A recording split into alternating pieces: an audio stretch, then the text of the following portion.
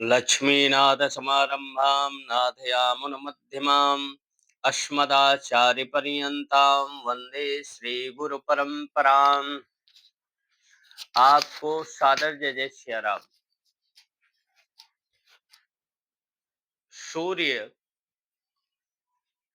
की संक्रांति जब धनु राशि पर भगवान भुवन भास्कर आते हैं, तभी खरमास प्रारंभ होता है।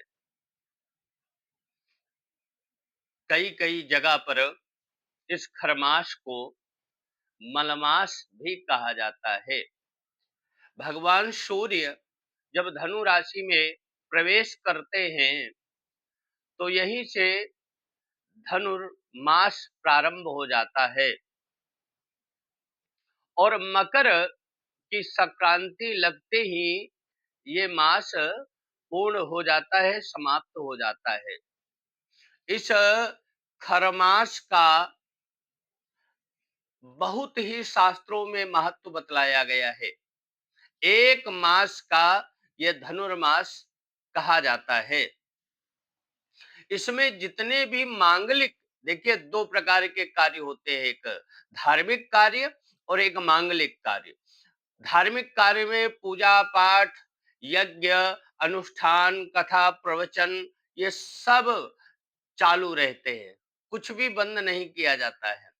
और मांगलिक कार्य, जैसे आप अपने बच्चे का मुंडन संस्कार नहीं कर सकते, गोद भराई का कार्यक्रम नहीं हो सकता है, विवाह का कार्य नहीं हो सकता है, गृह प्रवेश का कार्य नहीं हो सकता है, न्यू पूजन का कार्य नहीं हो सकता है, आप बच्चे का विवाह नहीं कर सकते हैं, ये मांगलिक कार्य है। तो जितने भी मांगलिक कार्य हैं इस खरमास में सब वर्जित बतलाए गए हैं, लेकिन धार्मिक कार्य आप सब कुछ कर सकते हैं।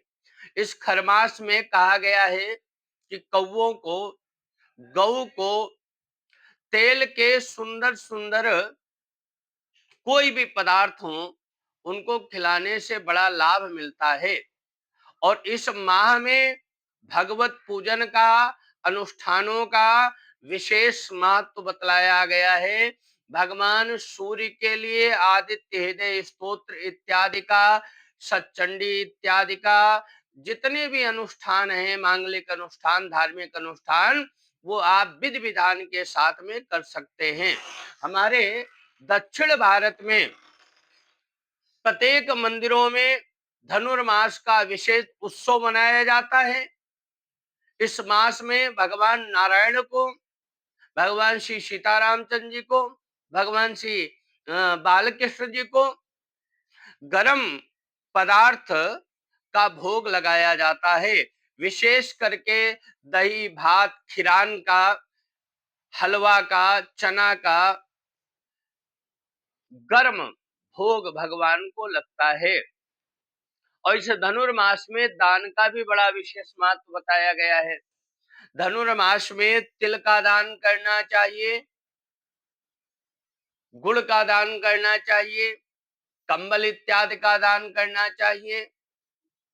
दान का भी बड़ा विशेष महत्व बतलाया गया है। आप अपने श्रद्धा अनुसार, अगर ठाकुर जी ने दिया है और आप करने लायक हो, तो आपको इस धनुर्मास में अवश्य करना चाहिए। तिल का दान करें, गुड़ का दान करें, ठाकुर जी को किसी मंदिर में गर्म पदार्थ का भोग लगाकर वितरण करना चाहिए और दीन दुखियों को कंबल, स्वेटर इत्यादि का भी दान करना चाहिए। सादर जय जय सिया राम।